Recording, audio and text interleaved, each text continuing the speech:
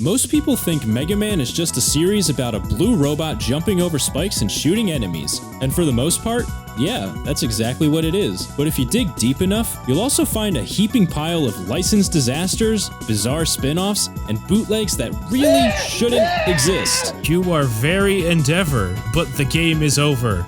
I can't let you fall my work. Go hell. Despite all the shiny legacy collections Capcom keeps putting out, there's a lot of history they'd rather you forget. But are they justified? Are these games really that bad? Or is there something worth digging up? Let's find out.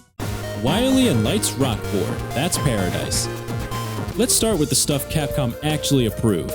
This came out in Japan in 1993, and while there were plans for an international release, it never came to be. And after playing it, I completely understand why. First things first, let's take a look at the character select. You have Dr. Light, Wily, Roll, Dr. Cossack, and this lady. But you know, I can't help but feel like something's missing here. I wonder what it could be. Oh, that's right! Where is Mega Man? How do you make a Mega Man game, put him on the box, and then just not include him as a playable character? That's like making a Mario game where you can only play as a Goomba. Misleading box art aside, the game itself is, well, it's Monopoly. You pick a stage, move across the board, buy property, and collect money. And if you land on a special space, you can get a card that gives you bonuses. And yeah, that's the whole game. And just like real Monopoly, you'll spend most of your time sitting around and waiting for other players to finish their turn before you can play again, meaning the matches can drag on forever. This doesn't feel like a Mega Man game, it feels more like a punishment. Final score, stay away. Mega Man Soccer. If you thought going from action platforming to board games was a weird pivot, wait till you see Capcom's next brilliant idea. Things kick off with Wily's robots bombing a stadium, and Dr. Light decides the only solution is to reprogram Mega Man to play soccer. You know, instead of stopping the evil robots fucking terrorizing the city, let's challenge them to a friendly match of soccer. Yeah, that'll show them. You've got a bunch of playable robot masters to choose from, and while the idea sounds fun on paper, the controls feel weirdly stiff, and it really holds the experience back. But at least you can do a special move that obliterates your opponents. The matches are also way too long, but even worse than that, the game's story has no ending. This is the only cutscene in the entire game. They made a full intro sequence and then just forgot to finish it. Final score. It's alright. Rockman.EXE Operate Shooting Star. Those last two games aren't the only stupid decisions Capcom's made with the franchise. Take this one for example. It's essentially a remake of the first Battle Network game, but it's also a crossover with the Star Force series. Sounds pretty cool, right? Two fan favorites coming together. The problem is it barely commits to the idea. Most of the game is just Battle Network 1 again, although with a few quality of life improvements. Most notably by adding a mini-map and making some of the dungeons less of a pain in the ass to navigate. The real issue is the Star Force content is basically just a single side quest tacked on near the end of the game. Sure, it's cool that you get to run around and play as Geo, but it's hardly worth the wait. The box art leads you to believe there's just so much more to it than there actually is. Still, if you've never played Battle Network 1 before, I would say this is the definitive way to experience it. But otherwise, you're really not missing much, and you can safely skip this one. Final score. Don't expect too much. Mega Man Battle Chip Challenge. And speaking of games that feel incomplete, Battle Chip Challenge essentially removes the gameplay entirely. Instead of doing real-time combat, you just build a folder of chips, hit start, and then just watch. The entire battle plays out automatically with little to no input from you. So instead of reacting and dodging or timing your attacks, you're basically just sitting there watching the game play itself for you. And that's a real shame because the Battle Network series has some of the most fun combat in the entire franchise. And if this just kept the core gameplay and focused on net battles without all the RPG stuff, this could have been a really cool spin-off for the series. But it's not. Final score, skip it. Mega Man DOS. You know, the PC version is usually the definitive way to experience a game, but not here.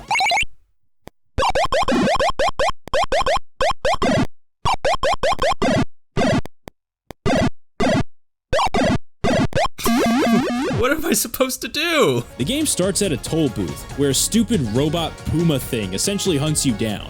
You can't shoot him, nor can you outrun him. It turns out the only way to reliably get to the end of the level is to cheese the AI by running away and then slowing down at just the right moment before he jumps. Not a very good way to start things off. And look at these robot masters. We've got all the favorites like Voltman, Dynaman, and Sonic Man. Oh no! I don't know, let's just go ahead and pick one. Oh my god, jeez. So the levels tend to start off with you immediately taking damage, and it's very difficult for all the wrong reasons. Since I'm playing this on definitely the correct hardware and not an emulator, everything moves at the speed of light. It feels like the game is actively trying to kill you. Even the most basic platforming sections become a total nightmare because the levels are just so badly designed. Like this one where you fall into a dead-end room with infinitely spawning bats and just die, I guess. Or this one where the enemy sprites are too small for you to be able to kill. And to top it all off, the game has no music and the sound effects made my ears bleed.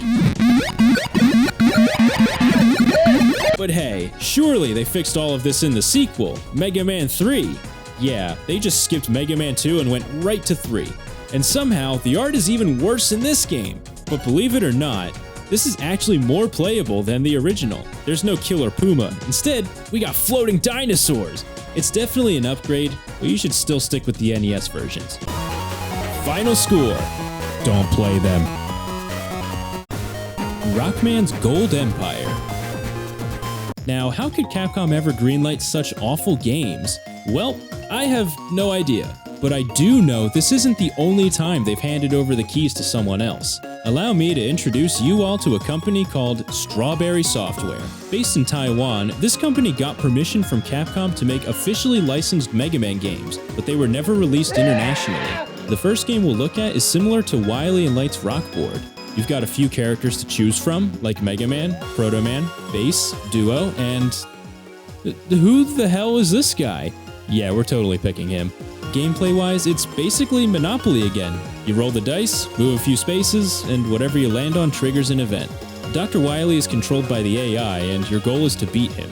Honestly, it just feels like a slightly upgraded version of Rockboard, and like that game, I'm not surprised that it never got a Western release. I just don't think it's a good idea to be making Monopoly games with Mega Man characters. I mean, who's asking for this?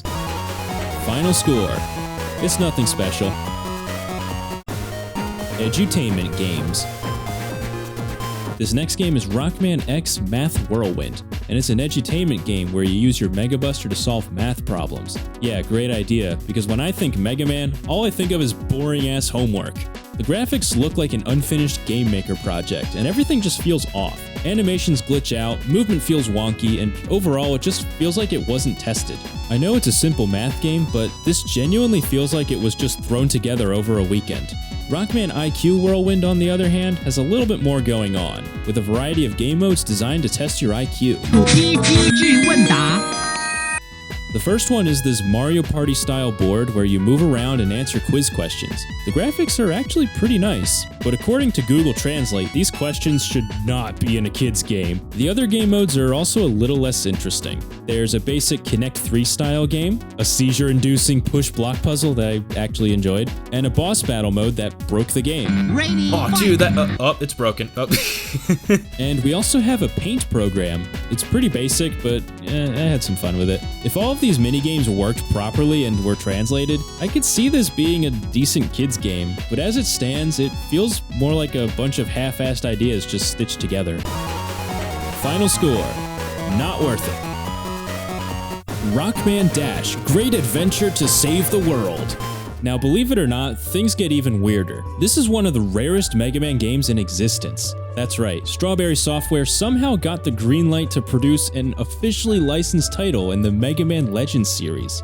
So the game drops you in a Crash Bandicoot 2 style warp room where you move around and select different levels to play. But it has the same issue as the DOS games, and so everything just moves crazy fast. The first level we checked out is another push box puzzle, which isn't bad, but the aesthetics are all wrong. It lacks that iconic cel-shaded look and instead just feels like a generic PS1 game.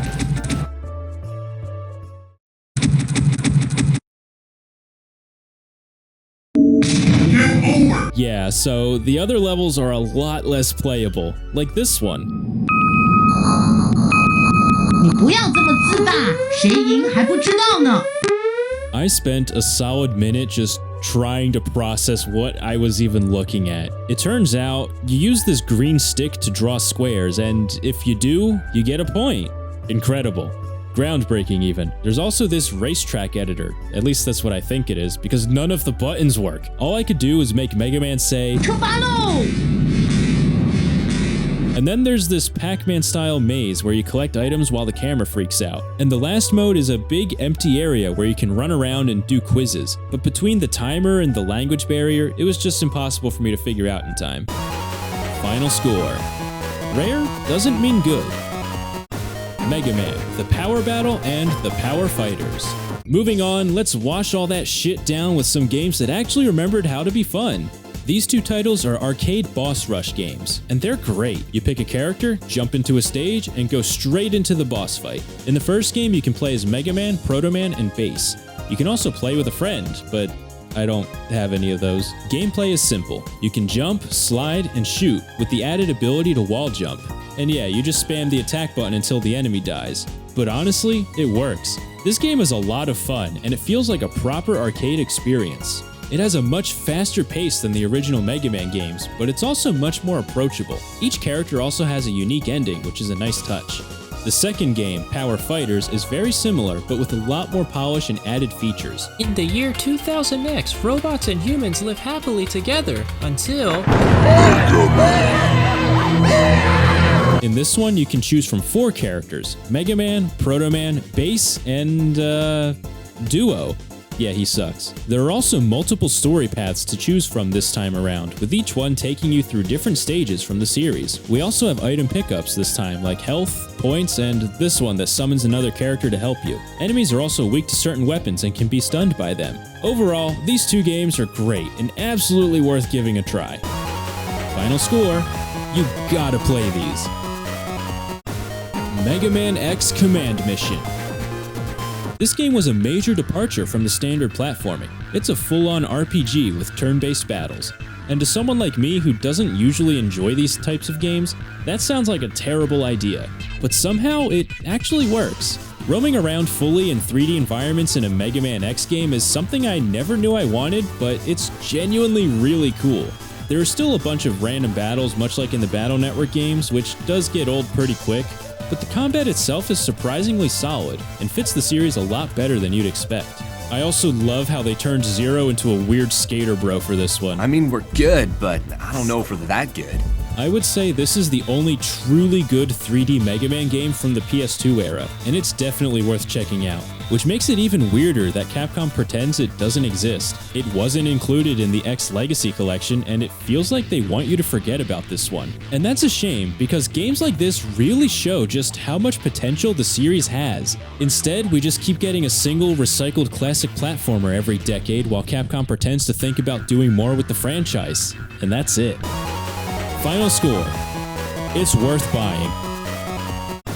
Mega Man Battle and Chase.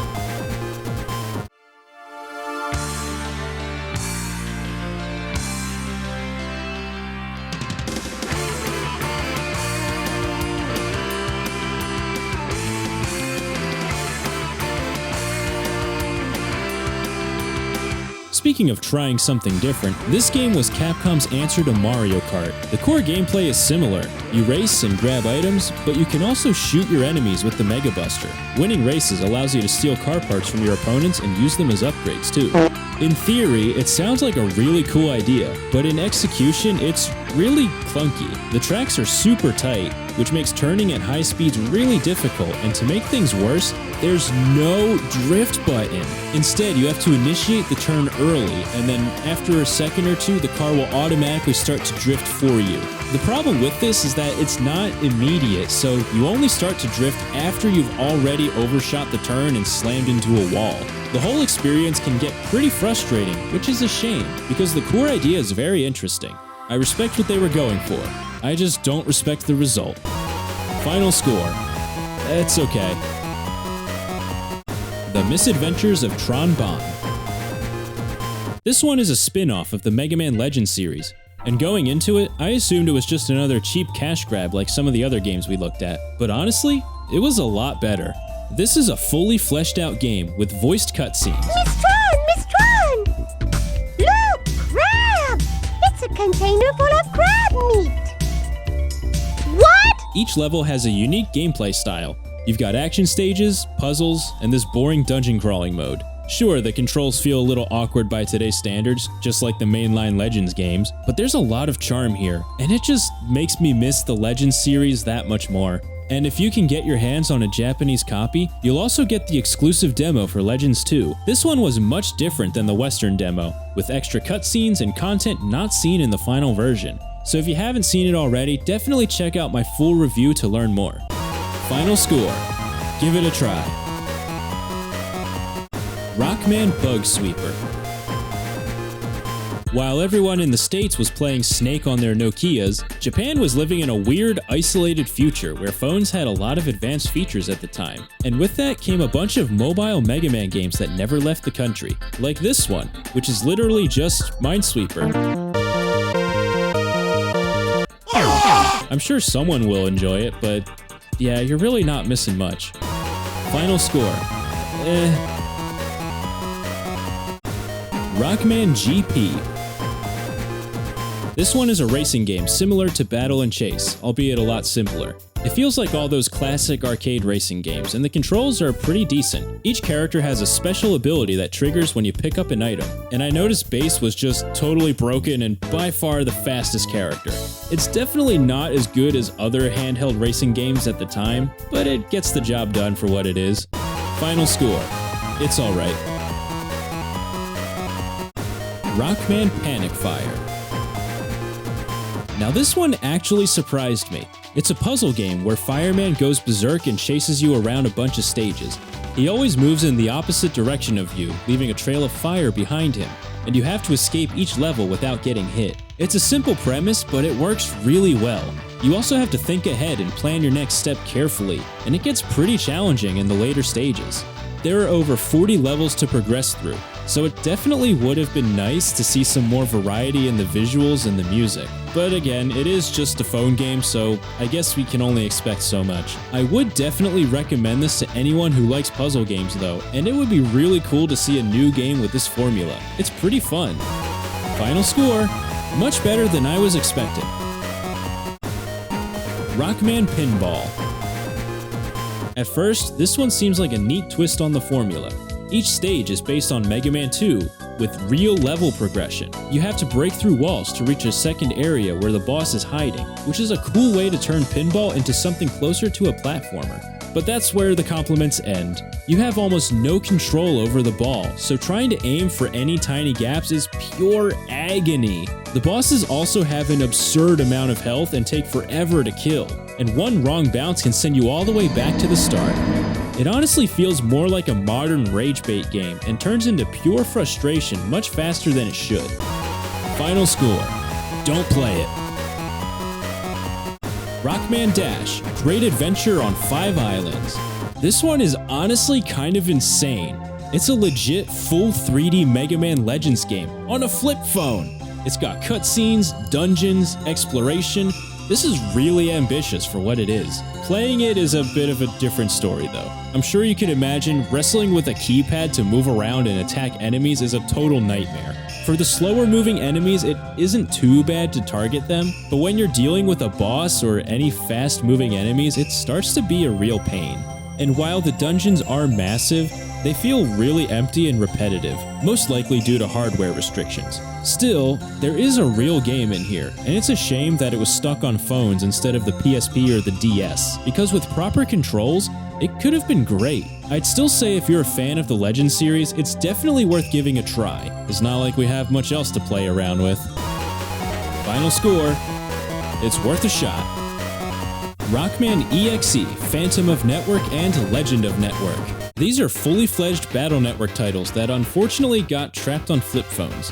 While the overworld has been simplified into menus, once you jack in, it's the classic experience you remember. Although the cyberworld is flat instead of isometric, which took some getting used to, the combat on the other hand feels surprisingly authentic.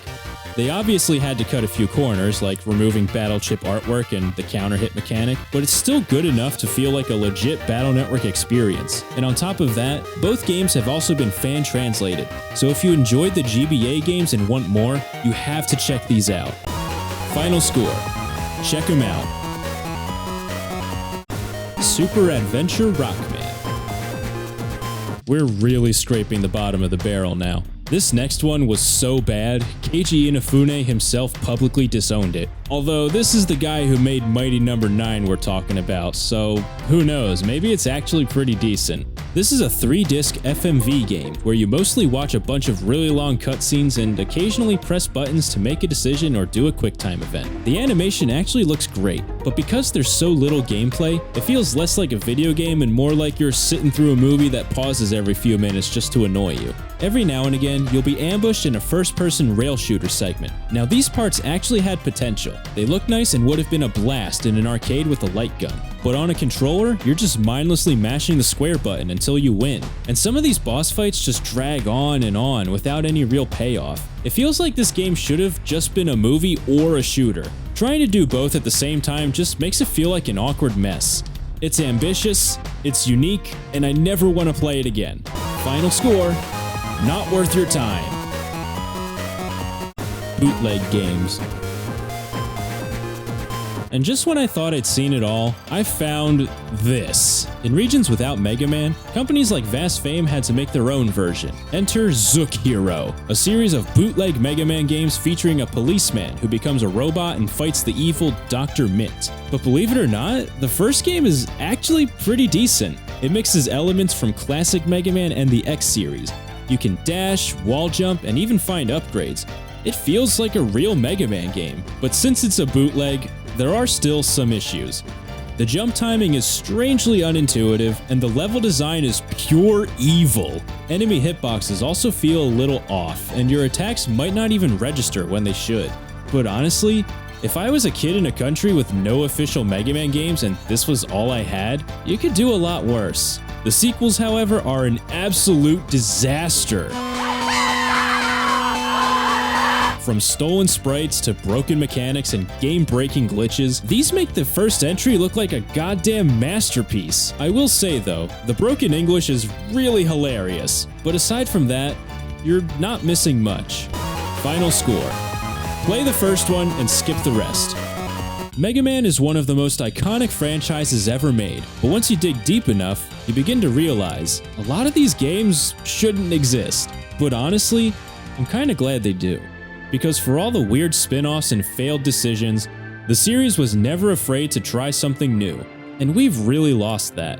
Instead of playing it safe, I wish Capcom would lean into their history more and explore the series' potential. And with that, thank you for watching. If you enjoyed this deep dive into the bargain bin, let me know down in the comments. Don't forget to subscribe, and as always, I will see you in the next video.